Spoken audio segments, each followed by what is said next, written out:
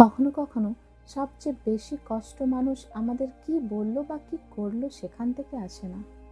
কষ্ট আসে আমাদের মনের নীরব প্রত্যাশা থেকে। আমরা কারোর জন্য কিছু করি আর মনে মনে কৃতজ্ঞতা আশা করি, ভালোবাসা দিই আর বদলে একই ভালোবাসা পেতে চাই।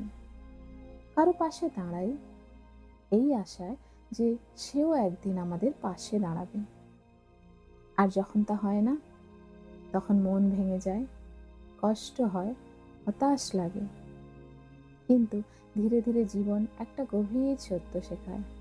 সত্যিকারের শান্তি শুরু হয় যখন প্রত্যাশা শেষ হয়।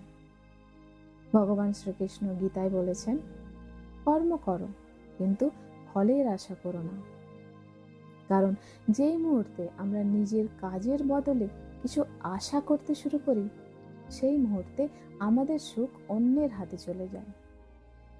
ভালো কাজ করো, কারণ সেটা তোমার আত্মার পরিচয়। ভালোবাসো, কারণ তোমার হৃদয় সুন্দর।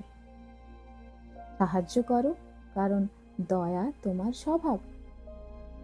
সবাই তোমার মূল্য বুঝবে না, আর সেটা স্বাভাবিক। সূর্য প্রতিদিন আলো দেয়, কোনো প্রশংসার অপেক্ষা না করেই। ফুল ফোটে, কোনো স্বীকৃতি চায় না। তাই ভালো কাজ করে যাও, কিন্তু প্রত্যাশার বোঝা নিয়ে নয়। সেখানেই মুক্তি, সেখানেই শান্তি, সেখানে সত্যিকারের সুখ। ধন্যবাদ।